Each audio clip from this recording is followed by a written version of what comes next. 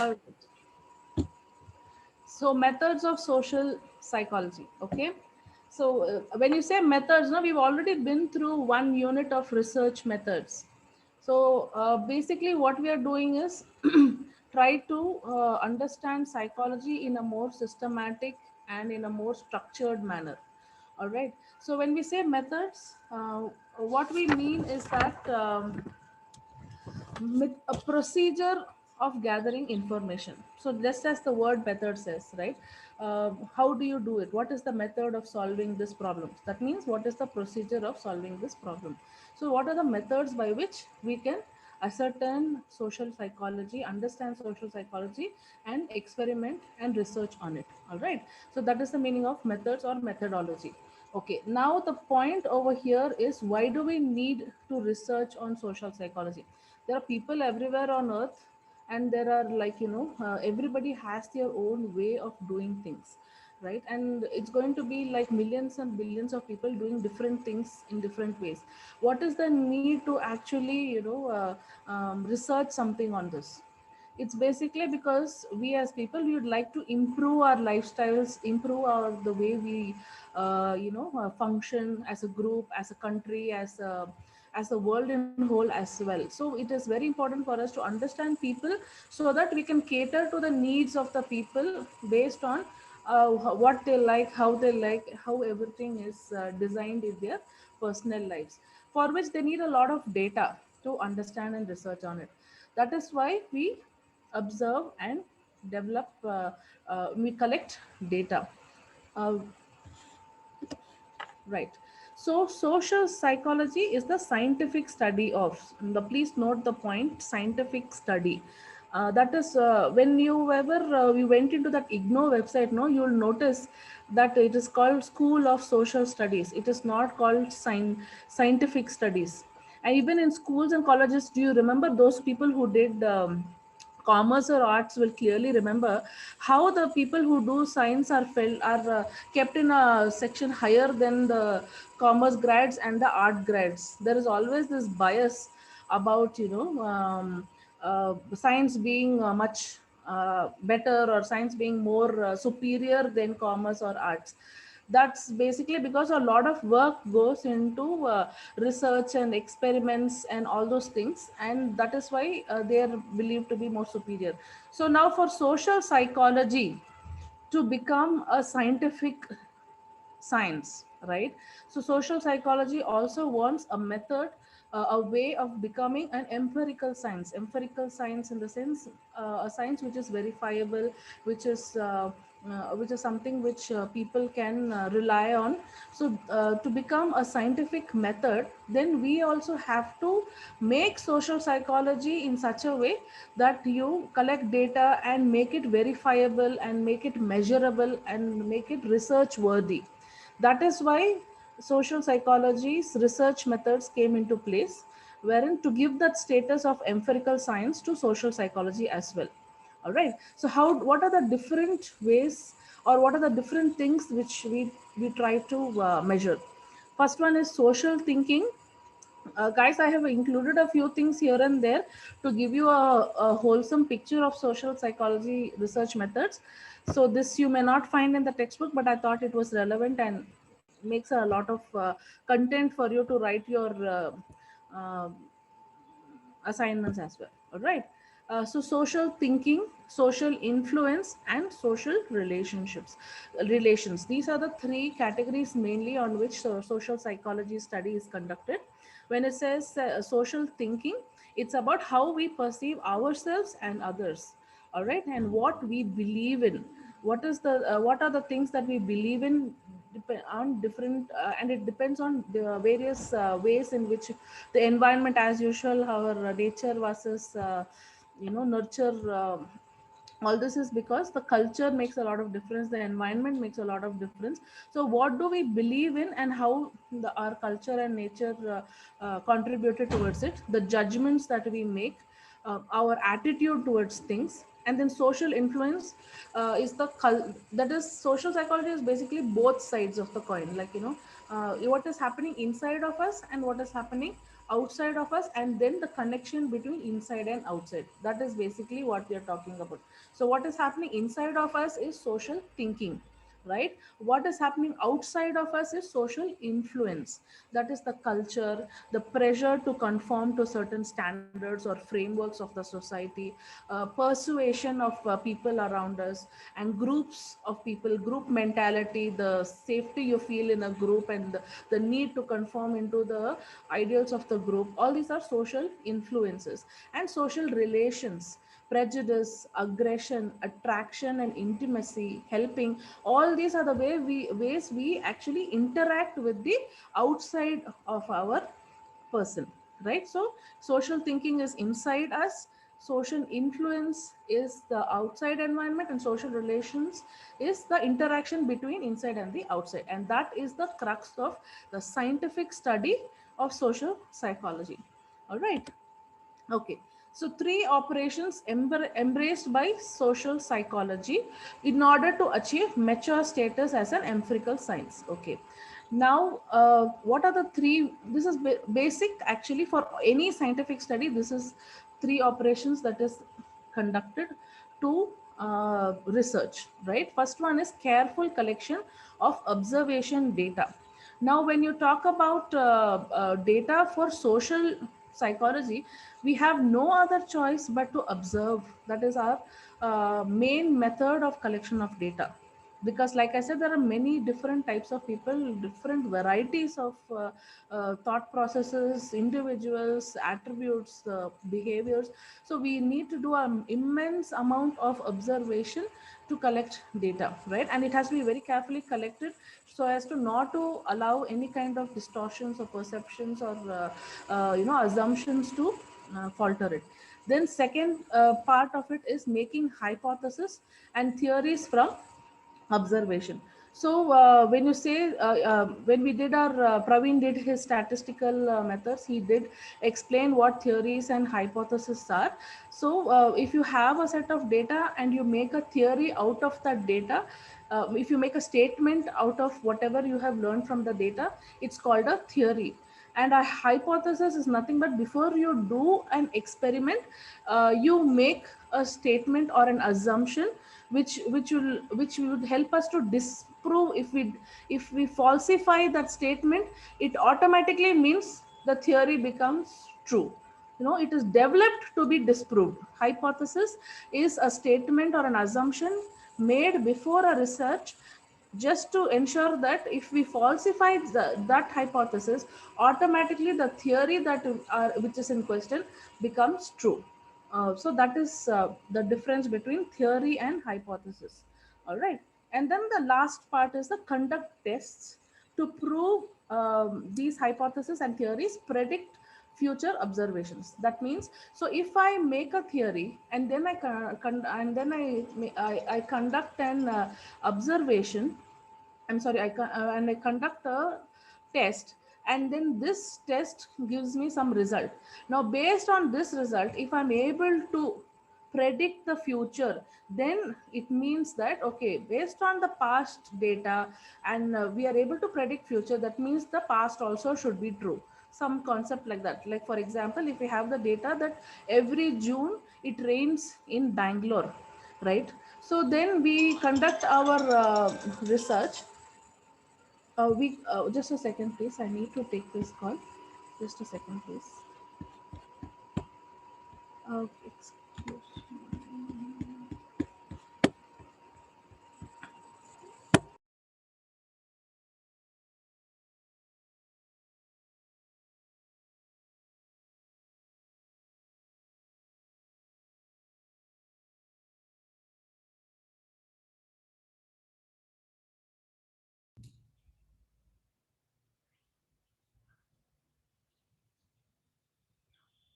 Domino's. Delivery, grocery delivery. Okay. Domino's. Okay. So if I don't approve this fellow, he goes back, and I have to go to the shop to bring it. That's why. So we were talking about. I think all this got recorded. Really sorry about that. conduct tests to prove, right? I was giving you the example of the rains in June, right? In every, we collected data over many years that it rains in the month of June in Bangalore. All right. So now we, if we are able to predict that in 2021 June also it will rain, that means, and if it actually rains into June 2021, it means all this research, all the color, all the data that we have collected and the theories that we made out of it is true, right? So this is one of the ways where we verify whether the data and the analysis is correct, because based on the results of our research, if we are able to predict a future event, then automatically, and it comes true, that means the past data also must be true. So this is one way of scientific research is verified. All right, so this is the three main operations that is done to do research in social psychology, right? So what is induction? Not induction stove, okay? Induction of theories based on the data that we have collected. So what we do is we observe people, okay, and we collect data, and from the data we actually make theories, right? That's what we told. So these theories are used in the experiment, so that's called, we induct the theory from the data and use it in our experiment. So that's why it's called induction.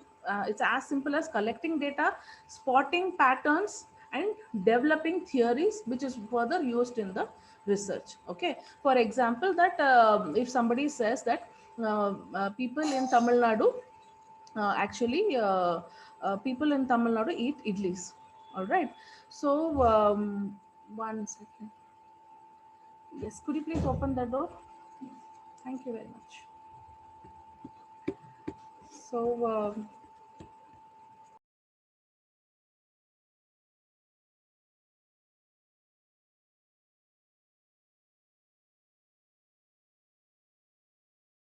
so if they say that people in Tamil Nadu eat idlis for breakfast, all right, and so what they do, they collect research across various households and find out what are the breakfasts they are having every day, and then everybody, most of them are having idlis, and then there are few who have dosas, few of them who have upmas. Okay, then they see that, you know, the breakfast across 7 out of 10 households are actually idlis. Okay, there is a pattern, there are more idlis than chapatis, there are more idlis than upmas, or more idlis than dosas. All right, so then we make the theory that, okay, Tamil Nadu people like idlis. That is the theory that we have made. All right, based on this theory we will do a hypothesis. Hypothesis for research will be Tamil Nadu people don't like chapati.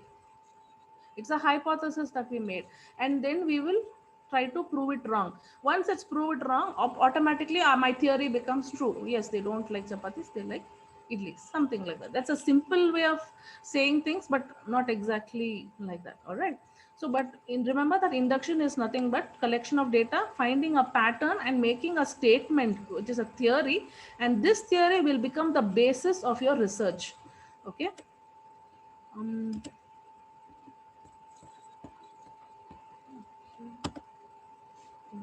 जरा आगे. Right. Okay. So how do you do this induction or collection of data? Right. So a process of reasoning in which general principles is inferred from specific cases. Like I said, like um, if we collect data from a group of people, and it will, we can generalize it and say for the entire population, like a sample is, we collect data from the sample, get a statement, but we can generalize and say all the Tamil people like idlis. You know, it's just a generalization, but it may not actually be totally true. Only after doing research we can find out. Okay, but where do we get this data from? Now that is what they're asking. What is the possibility of getting data? They are saying we can get from works of people. We're talking about social psychology, right? It's about thought process of people, the feelings of people, how they behave, how they relate to. How are we supposed to get all this data? So they were trying to get it from a small sample. because there are millions of people, how to get from everybody? So we'll get from a small sample. What sample are they looking at? Works of people, like books of eminent philosophers, novels written by a lot of people, the dramas and playwrights, movies taken by people. All these people, they try to bring out various facets of human beings and their behaviors, right? So we can collect actually information from these things, right? So that is what they thought. But then they are asking, how can we believe what they are saying is right? Because everybody is not saying similar things. If four out of five people said, okay, I feel scared in the dark, then okay, then we can say, all right, more okay, a lot of people feel scared in the dark, acceptable. But three of them are saying, I don't make any difference, it doesn't make any difference for me if it is dark or day or light. I just go about doing my work, I don't feel scared. Then three of them are saying, no, no, I feel scared when it is dark. Contradictory thing. Somebody is saying love is divine, somebody else is saying love is just biology. Then it is two different ways of seeing a same thing, right? One religion is saying heaven is in earth is the place which is heaven, you have to enjoy everything in earth because you are actually living in the heaven, and you're missing out if you don't live it. Okay, and the other one, another religion is saying that heaven is somewhere else. If you refrain from doing all the bad things in earth this time, then you can go and get heaven later. So if you see, every philosopher or any kind of people who have been giving out their ideas and thought processes out in the world, the mystics and the sages and all, there have always been contradictions. And so which one to believe, whom to give more importance to? Not happening. All right, then they thought, okay, fine, let us go and do let's just use our brains, right? Let's use our common sense. Okay, so if this thing seems if something seems like this is how it will be, then it will how it will be, right? If something looks heavy, if something is heavy, then obviously it is going to go down faster. And then something which is light, it is a common sense, let's use that, they were saying. And then our man, what is his name, Berkowitz, yeah, he comes and says, how can we make our social psychology research based on common sense? Haven't we already proved in the 1500s that what Aristotle has told? He told that what are heavy will be have more gravitational pull, and so it will go faster down, and the ones which are light will go slowly. But then we already proved him wrong through the Stephen and Galileo uh, thing, research, right? So that's what Berkowitz uses, a scientific thing that happened in 1500s to point out to social psychologists that you cannot use common sense to observe or collect data. All right. So that experiment which he talked about, the Stephen and Galileo, is a very interesting one. Although they have not mentioned much details about it, I thought by knowing that experiment, we could understand things much more clearly. Okay, so yeah, this is the this is the slide where the playwrights and the novelists and the movies and all these people are giving contradictory statements. Oh yeah, yes. So by contradictory statements, we also I'll come back to the Delft and the Stephen and the Galileo slide, because we have the slide. I'll talk about this one. So this is also contradictory statements made even in internet. Now I'm trying to show you how in Google, like even in today's world, everything is so contradictory, and there is nothing which we can rely on right now. Because if you see, like playing the example given in the book is playing violent video games makes people aggressive, or aggressive people are actually the ones who play video games. So that is the contradiction that they say. But then you see over here, one side Mario is saying video games can make you violent, and another side Mario is saying gaming is good for you. Make up your mind, Mario, is it good or bad? Right? No, because it is a contradiction everywhere. Everybody has their own way of thinking about certain things.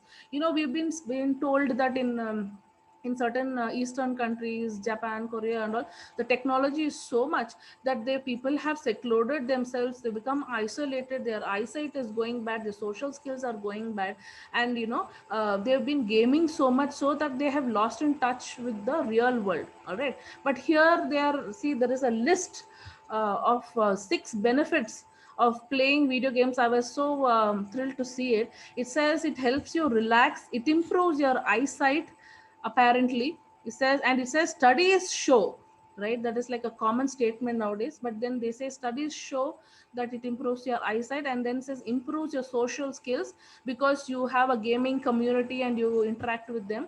It helps you stay fit because of that, that kinetic gaming console. Slows down aging. I mean, the most favorite, biscuit of all, which the marketing team uses on us, right? They throw it to us like biscuits to get our attention. Slows down aging. It's become one of the coveted things, and improves your decision making skills. They're even touching on life skills now. All right, so all these things just one decade back they said is, I mean, 1 decade back, yes, they were saying that, all this is bad.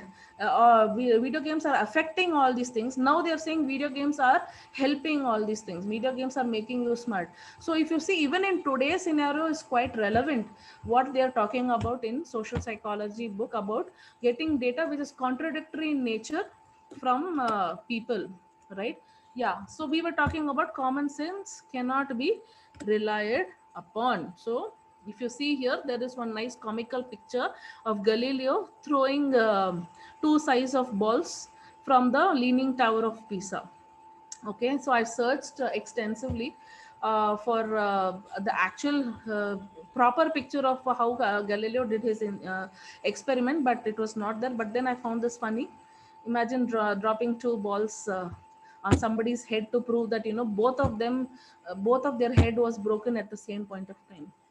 That was very creative, but anyway, so this is the actual slide. So Stephen and Galileo are not a pair who did the experiment. Actually, Stephen and De Groot did their experiment in 19, I mean, so in 1586. Okay, in Delft. Okay, this is the left one. The picture on the left is the Delft Tower. It's about 30 feet tall. So what Stephen and De Groot do is they take 2 balls of lead. Okay, one is 10 times heavier than the other. They drag these 2 balls up there to the top, and then what they do is they lay the platform below, the Delft Tower below, with wooden platform, right? Because they wanted to hear the crash, they wanted to witness the crash and understand if it crashed the same time. All right, so they laid wooden platform and they went up there with 2 balls of similar size but different weight. Okay, one was heavy, 10 times heavier than the other, lead balls.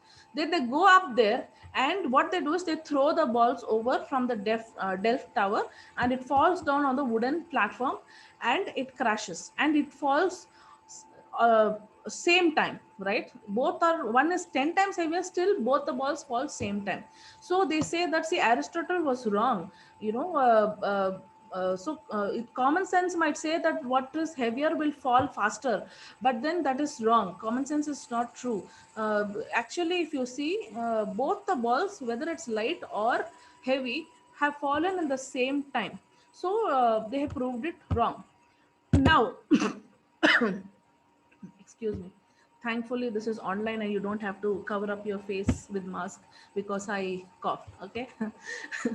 So common sense, I mean, exactly. So when Stephen and De Groot did this, people started asking questions. Okay, what instrument did you use to measure the speed, the accuracy of the speed with which the lead balls fell down? What instruments did you use to see whether they both fell on the same time? How did you determine that they both fell on the same time?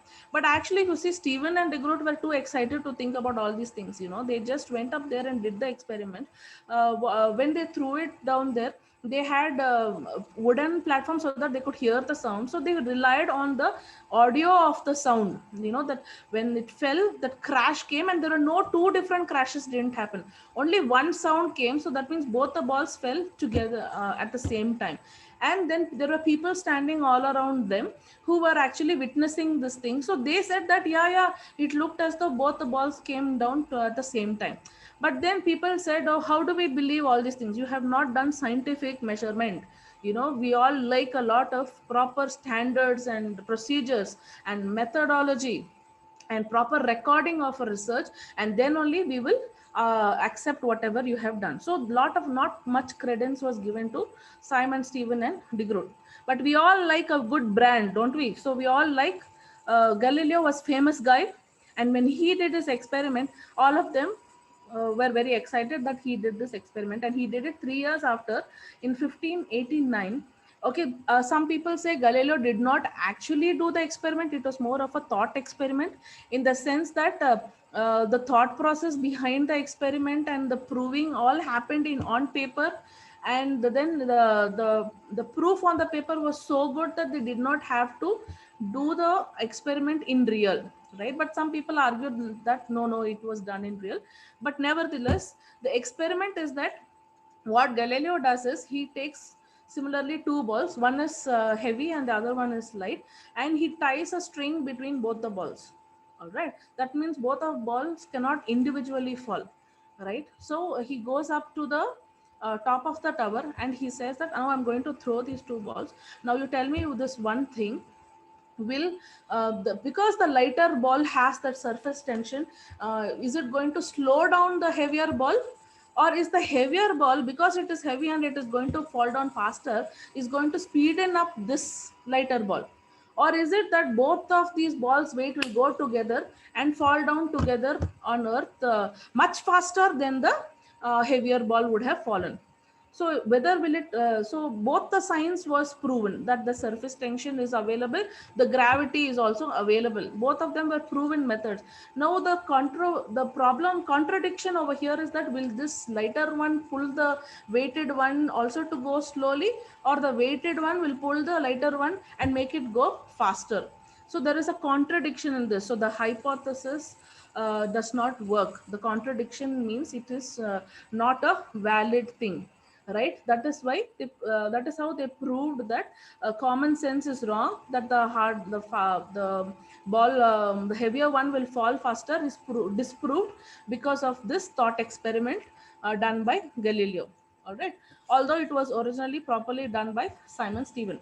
So the point I wanted to make over here is, see, Galileo being a person who was much more well known for his experiments, and as a scientist, he was given more credence because he had done the experiment in a very scientific manner. A lot of work has been done on the research that he has done. So it is very important that research methods are followed properly. No matter Simon Stevens actual experiment is much more sound, but then he did not do it in a proper structured way, so he was not given enough importance. That is exactly why social psychology is striving so hard to collect data and put it in a structured manner, and research to be conducted, so that it can get the status of Galileo, get the status of being scientifically okay. So that is about our collection of data, and these are the three problems. Okay, so third problem is perception, distorted perceptions. Okay, now what is distorted perceptions? Now if you see, we all have this problem in our thing now, that whatever I think or whatever I know is much better than what the other person knows. Or it could be other way around. Okay, that person is saying with so much of confidence, so that must be true. What I am saying may not be true. I mean, just the same event, even if we witness right in front of our eyes, it is quite possible for us to distort the event based on our thought process, based on our belief system, based on our assumptions. All right, now this makes it all the more difficult for the scientists to collect actual valid data. I mean, how do you collect data which is like the same thing is seen by three different people in three different ways, right? But why do they see it in three different ways? Okay, so the distorted perceptions happen because our belief system is based on our experience, past experience, and we have grown with that experience, and we have come to believe or assume certain things, and it is very difficult for us to change that thought. But the belief itself is not wrong. The problem is, with because of the belief, we see things differently. We tend to see things that fit our assumption, if our, and even if this involves distortion or omission, right? So like for example, if I think that Seema is a pretty girl, right? I mean, Seema is a person with very good taste. Okay, so when I go to the shop and I see a kurti, I don't really like it much. But when Seema comes and picks up that kurti, I'm immediately like, oh, that kurti must be really very good because Seema has picked it up. Now I assume that whatever Seema picks up in the shopping complex is obviously must be good, must be better, must be fashionable, must be of good quality. And so yeah, I believe that. So our entire advertising industry is based on this concept wherein, if our favorite brand ambassador, our Dhoni, says something, or if a cricketer advertises something, or a film actor advertising something, just because we like that film actor, we also trust the product that he is advertising, we also like the product that he's advertising, and we tend to, when given a choice, we tend to pick that product which our favorite person has you know advertised, right? So this is nothing but our belief system and assumptions distorting. Okay, distorting need not necessarily be negative. Distorting could be either positive or negative, but then it distorts means it is not original. Whatever is the real thing, it changes the image from the real thing, right? So it distorts our vision, and we assume that what we believe is right. And omission also, omission in sense totally disregard certain things. Like if a person has 5 characteristics and 4 of it is good, but one is a bad character, and I don't like this person, okay, then I will omit seeing the 4 good things that he has done. I will not see the 4 good things that he has done, but I'll focus on that one bad thing that he does, because I have originally, my assumption is that he's a bad person, or he has a bad character. All right, so it is very much possible for me to omit things, and or disregard things, or unsee things, because my focus is on that one thing that he does, which actually relates to my assumption. So that is the trick our mind plays on us, and we have no control, or very little control on that, because it happens in a subconscious level for us. So when these kind of distortions and omissions are happening, then how do we actually take the data given by these people, and collect it and make a research on top of it? So these are all some kind of all the problems that social psychology faces in the very first thing of data collecting. Just the main thing about research itself is data, and in that itself, poor social psychology has so much of problem because of us human beings. All right, so if you see on the right side, there are these different types of distortion, like selective abstraction, drawing conclusions on the basis of just one of many elements of the situation. Many elements, like I said, there are 5 different characteristics, we still choose one bad thing, and we draw conclusion just based on that one thing. Like, the college will have a lot of good things, so by which we can choose that college. Just because the college is 10 kilometers away from us, we decide that I will not go to that college because it's too far. Or just because a person from that college became a rowdy, and we decide that that entire college is a rowdy growing college.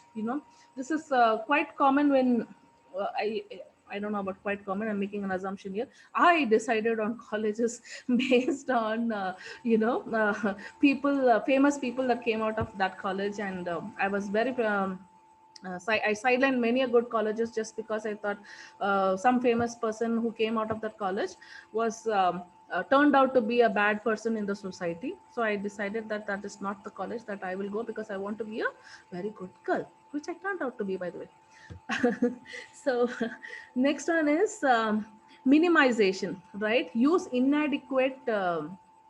Useless, inadequate, or failure. That means downplaying the importance of a positive thought, emotion, or an event, right? We downplay certain things, some positive things, which naturally gives tips the balance towards the negative things. Okay. Personalization, this is my fault, attributing personal responsibility for events which aren't under a person's control, right? There are nothing is only one person's issue or one person's problem. There are multiple things which contribute. So this is people taking responsibility for a certain thing, and then again distorting the whole event, because they'll say it's all my fault. They're distorting the event actually that happened and the elements that actually contributed to it, just because they think that they are responsible for that fault. All right. Arbitrary inference, like drawing conclusions when there is a little or no evidence. There is no evidence to say something, but still we decide that okay, chalo, just because somebody told me, I will decide this is how it is. Hearsay, we will assume things just by hearsay, but although there is no evidence or very little evidence for it. That is arbitrary inference. And magnification, this is like ulta, making a mountain out of a mole. One is that minimization, where we downplay things. Magnification is making a mountain out of a mole, blowing things out of proportion. Okay. And over generalization, it's always like that. What is there as life goes on like this, making sweeping conclusions based on single event. They are always, all the Indians are spicy eating people. They just like to eat such spicy stuff. That is nothing but generalization. Whereas there are many people who don't eat so much spice, and who like very who don't even have onion or garlic in their food, and they're very bland food they have in India, and the percentage of such people are also very high. But then all to the Western world, one sweeping conclusion: Indian food is spicy food. That's all right. All these are nothing but perceptions. All these are nothing but distorted perceptions, which is not helping us with coming up with data, actual proper relevant data for doing the research. So all this while, what we've been talking about is that one facet of it is the collection of data, and what are the problems we are facing. Okay. Yes, I think we have enough time. So I just wanted to show you what actually is the requirement of, what is the process of scientific research, which we are always, now we are talking so much about. If you see on the left, there is a flow chart. It says making an observation, asking a question about the observation, forming a hypothesis, then making a prediction based on the hypothesis, do the experiment, analyze the result. If the prediction is correct, good. If it does is not correct, do it all over again. It's like a big cycle. But what are the four things which makes for a scientific research? First thing is, whatever we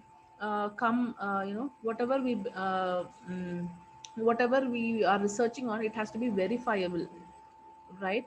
When you say verifiable, it means verifiable or reproducible.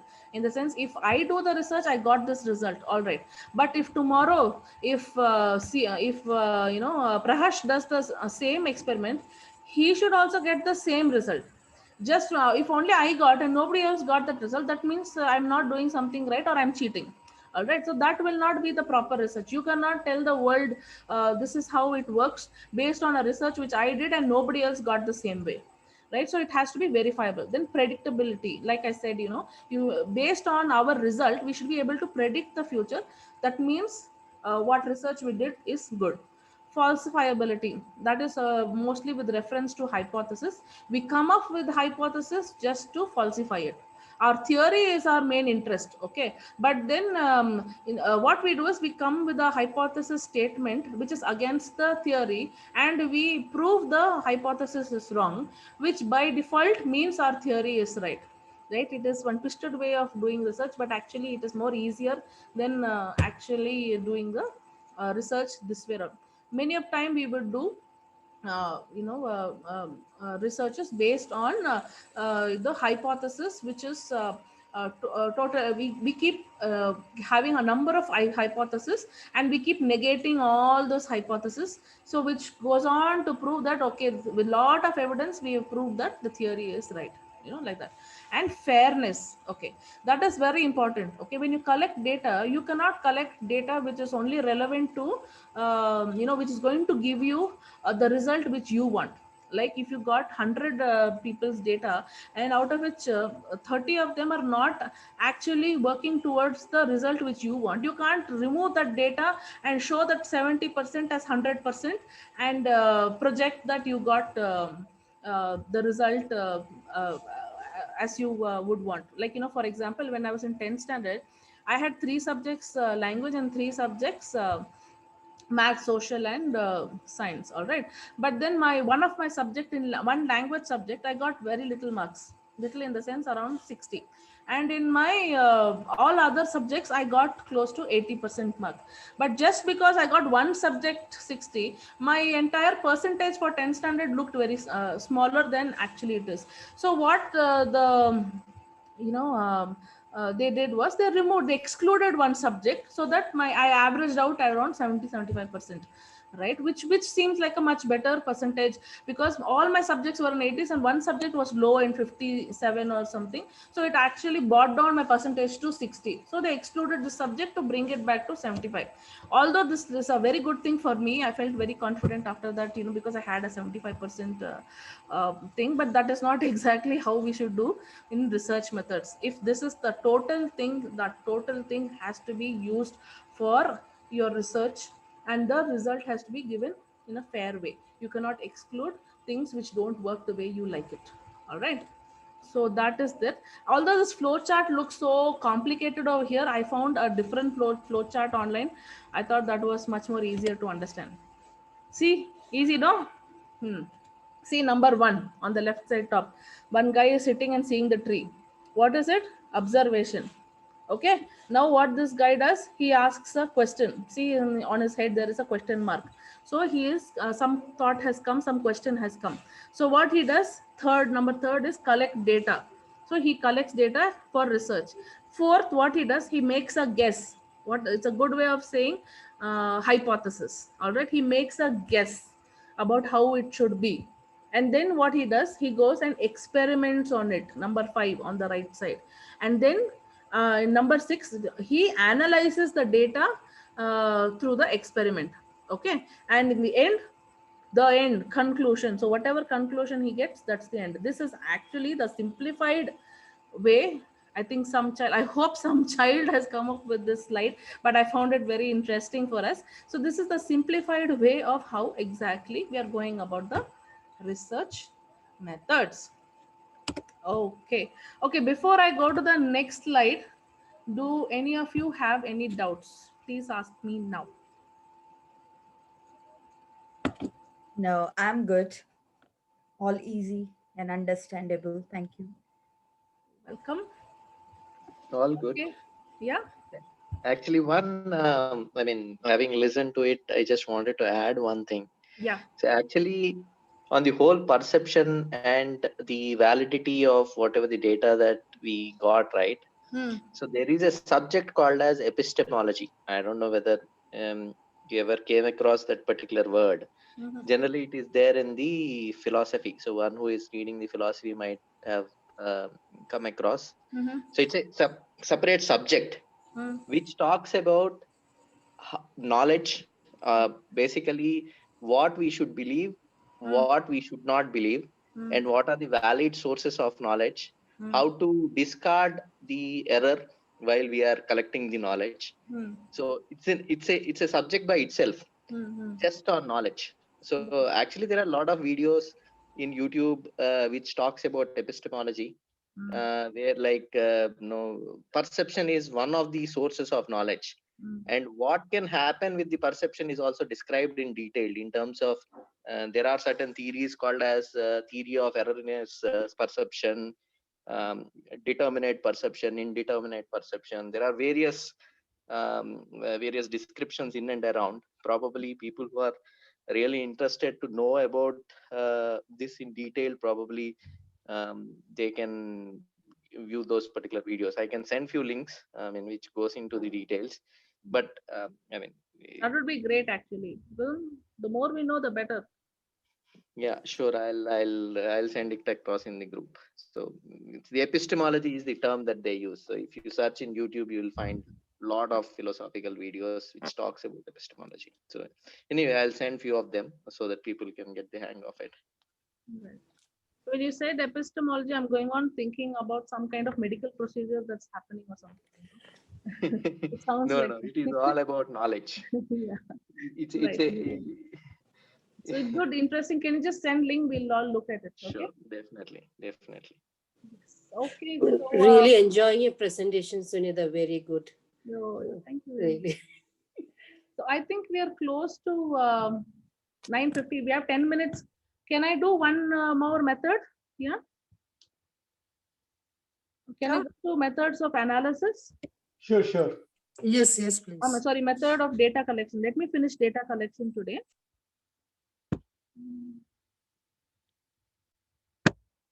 Right. Okay. So these are the methods of data collection. So what we are doing over here is, now, why do we need to collect data? Because one thing is to know about things, which we are all a curious bunch of people, and we like to know a lot of things about everything in the world. Then why won't we want to know more about ourselves? So purely theoretical reason, we do a lot of research. All right. So that is basically to, like Praveen said, it is to build knowledge base. But then the other way around is that applied research. That means when we have certain problems, when we have certain issues, we would like to find solutions for it. So what we will do is we will do research specifically for solving that particular issue. So that is called applied research. So that is two things for which we will do research, right? One is for theoretical purpose, gaining knowledge. The other one is for applied research, for actually solving real issues in real life. All right. So, but both are very important. Both are complementing to each other. So now today there is a problem to solve that. Can we today start the data collection process? It's going to go on for years. So it is very important for that person who has already done a lot of theoretical work, has built all these base, and just we can just go and take that specific research and do more research on that, because the base work is already done by pure theoretical people, and take that and make an applied research on top of it. So that is that. Okay. And then now methods of collection of data. So this is like a self-explanatory thing.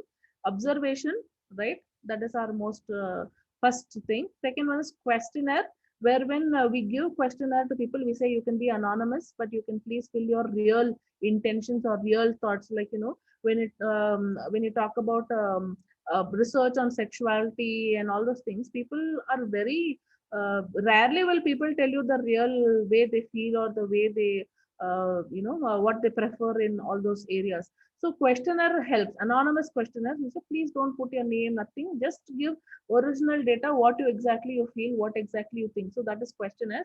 Interviews, where because some people don't like to write questionnaires, the another method is to sit and talk to them and interview more, so so that we can dig more deeply. Questionnaire, we have no chance of digging more deeply. So in interviews, we can, based on the response, we can ask more questions and dig more deeply. And focus group sessions, where there is a group of people, they all sit together and they discuss, and a lot of new ideas come out of it. In corporates, we use that extensively. We call that brainstorming, to come up with a lot of ideas. But then focus group sessions, their main intention is for everyone to support each other and come up with the various thoughts and feelings, and Alcoholic Anonymous. These are all example of focus groups. They help each other because they come up with their real feelings and real thoughts, and they feel confident when the other person is talking about it, and they come out with their own real issues. So that is focus group sessions. So these kind of things are places where you are going to collect data for observation. Okay. And next is the methods of analysis. Okay, this one I would like to give more time to it, but I'm going to start it for you today. So when you say methods of analysis, there are like lots of methods of analysis, right? So we saw in the research methods. Praveen took the statistics class. All these are nothing but lot of tools, a lot of statistical methods and procedures are available for doing research. But we are going to, in our context for MA psychology, IGNOU has decided that observational method, correlation method, experimental method, and ethnography are the four things that they are going to educate us on. So, and they are the most, prevalent or most important research methods. So, observational method, as the name itself says, it's more about observing people in different ways. Systematic observation, that means describing the world around us. Observation means we're just describing what we are seeing. That is observation. All right. And correlation is the research for relationships. That means there are multiple elements in the world. We are observing this one element, but actually this one element is getting a lot of influence from the other element, right? So because whenever this element comes into, like for example, whenever we've seen those ads, right, where men will be men wala ads, okay. All the men, please excuse me, wherein when there will be two guys will be standing and then happily relaxing, and when the woman comes, that's it, immediately they'll tuck in their stomach inside and they'll look all prim and proper, and they stand straight, and the moment she leaves they become and they leave their stomachs out and the buttons go flying. All right. So this is nothing but there is a influence of an external thing in the behavior of this one person, right? So this influence is seems important. So what they do is they go and start studying what is the relationship between that factor and this factor. So what is the relationship between a woman crossing in the man's life? That is correlation, making a relationship between two elements in it. So that is correlation. The name itself says correlation, correlation. Okay. And experimental method, as usual, we saw the flow chart over there. We do a lot of experiments based on all the statistical methods. Praveen taught us about mean, median, mode, and correlation and normal distribution. All these are the various experimental methods. I mean, those are all tools, but experimental methods are a little bit different. But that's exactly how we'll be going out. We'll take all this data and we will experiment in a different way, and we'll find out various facets of the same person. Okay, so that is experimental method. Ethnography is an exclusive thing. We will talk about it in the end. Okay, so merits of observation. Now we just talked about how things are assumption, the perceptions, the problems, the common sense. So many things are there in the data. Why would we just observe and take it as a method of analysis? Why would just an observation become a method of analysis? See, sometimes we can't analyze everything by other methods. Like for example, the behavior of human being is when we are observing the human being as he is. Okay, there are some people who can't talk, like the questionnaire method, the focus group method. The people can't talk, like people with deaf and dumb, disabilities and children. They are all not able to express what they are going through. So sometimes by observing them continuously for a long period of time, we'll be able to understand what they are doing or what they are thinking, right? And then there are a few groups of people who don't like to disclose their own affairs. Like, we have the Sentinel Islands, wherein, they don't allow anybody to go into that island, our own Indian island in Bay of Bengal, right? They're living their own old ancient ways in that island, right? They don't like anybody poking their nose into their affairs. Now, what will these people do? They sit out in the ships and they observe these people and see what they're doing in a day-to-day life and try to understand their lifestyle, right? So observation methods helps in all these kind of places. And places like religious and social functions, it is really not possible for us to poke our nose into a lot of these details. So here also we would like to observe, because it could be troublesome for us if we try to interfere. That is why in many of these cases observation analysis is very important. So when we say observation, what are the types of observation? One is naturalistic, that means observing behavior in their natural setting without awareness or any manipulation or intervention. So that uh, we are not going to add to or interfere with anything that is happening. We're going to sit afar and just observe. That is naturalistic, as the name itself says. Then participant, observing behaviors in a natural setting through active participation in the situation or manipulation of the environment. Have you seen a lot of travel bloggers and all? What they'll do, they'll go to all these tribal places and all, and they'll take their video cameras, and they'll be constantly talking to you about whatever is happening over there, and then they go participate in their rituals, their functions, their dances, their healing methods and all that. They participate, and they not only do they observe what they're doing, but they also participate. They are putting their own inputs into their in the situation. So that is more like participatory observation. All right, so the person goes into the environment and he works with them to observe. Then laboratory. Okay, so observing behaviors in a controlled lab setting with or without participants' awareness and or researchers' involvement. So either it could be a laboratory setting, so that there is no other element which is interfering with the research. Like in the forest, if it's happening, suddenly a lion might come, suddenly a snake might come. There is always some natural interference that is happening. Although you wish to see only the ants walking up the hill, you can always see multiple interferences happening with the what is happening in the ants world. But then if I have a laboratory setting and everything is like controlled and covered, no other thing can actually jump into this ant hill, then automatically what happens is the ants are going about doing their job and I am observing it. But the problem, but no other outside things are coming to disturb. So that is a controlled situation. They're controlling the variables that are coming into the research. And then sometimes what will happen, these people will put one apple piece over in one side and see if how long the ant takes to go and find that apple piece. And after finding that apple piece, how they break it down. After breaking it down, how do they take it to the ant hill, right? Who is the leader of the ants? All this they will find out just by throwing one apple piece inside the controlled environment. So this is nothing but the researcher is manipulating or involving in the research. Now because it's ant, probably the ant won't know that the researcher is seeing, but if it is somebody like a chimpanzee or something, the chimpanzees know that people are watching them from the other side of the glass, but still they go about doing whatever they do. So laboratory method has multiple ways in which we will be able to observe the research participants, all right, with or without the interference or the participation of the people who are doing the research. So these are the different types of observations. So these are the examples. I found some nice pictures because pictures talk louder than words. So here, see, if you see, there is a forest and there is chimpanzees. They're happily doing what they're doing. And here this lady is sitting far away and just observing, right? And this is naturalistic. Here, this is a little controlled, but then otherwise it's a controlled situation where the person is participating with the chimpanzees. They don't look like chimpanzees. They are some kind of monkey family.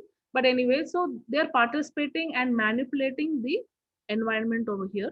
Although it's a controlled environment, no outside interference will be there.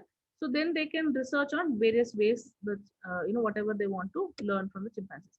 Here it is a controlled environment, but there is no participation from these people. The chimpanzees and the monkeys and all, they go about doing whatever they are doing in that environment, their social life. They are picking the insects and eating it. They are having their own power play. They are having their fights and everything. These people don't interfere.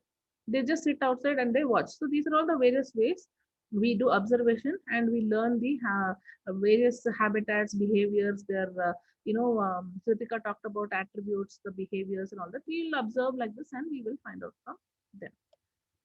Right. Yeah. So this is our latest observation experiment which we have all been doing, right? This is one classic example to tell you guys that whether being watched is going to interfere with the way people will behave means we don't because I don't think so, because people maybe for the first few days they are conscious that there are cameras all around them. There are kind of 64 cameras or 100 cameras all around the house everywhere, recording their every you know activity, recording their every thing they say. Yet people go and they forget that the cameras are there, they forget that lakhs and crores of people are watching them, and they go about doing the things the way they do. They have their fights, they have their meltdowns, they have their issues and all that. So this is one way of showing, this is the latest way with which we are all being experimented on, or we are all being observed by the scientists. It is it's money making also. At the same time, it funds the research also. At the same time, they're getting so much of data about how human beings behave in these kind of situations. So this is our latest observation, or latest example for observation method of data collection. All right. So I think that's the end of the slides. Yes, it is the end of the slides. Okay. So we'll stop it at this. We'll not go into correlation. When I come back next week in Monday, we will do a little bit more about observational methods and then go into correlation and experimental methods. Okay. So thank you. Thanks, Sunita. Actually, one additional thing on the observation as well. I think even in quantum mechanics, Yeah. observation methodology has got a lot of significance. So basically, what they say it as an observer effect. There is a theory which says that when somebody is observing any quantum mechanics pattern, the just the presence of observer changes the way particle behaves. Wow. So there is a experiment called as a double slit experiment, where they actually pass through the electron waves through a double slit and try to analyze pattern in which how they actually pass through those double slit. Basically, which slit that they will actually pass through, kind of a thing. So when they observe the experiment, when they put an observer doesn't mean the person. It could be even the camera or whatever. When they observe, the pattern of the pattern in which they pass through double slit is different from when they don't observe. So it's a very well known theory which talks about that how observer really influences the way that quantum mechanics itself really behaves. Right? So here we are talking about a human observer, but even at a particle level, observer makes a lot of difference. So I mean, it's a very interesting theory to understand, because I mean, the very presence of observer, how particles really change, is what it all talks about. Yes. So just the particle is changing. That means how many particles we are made of.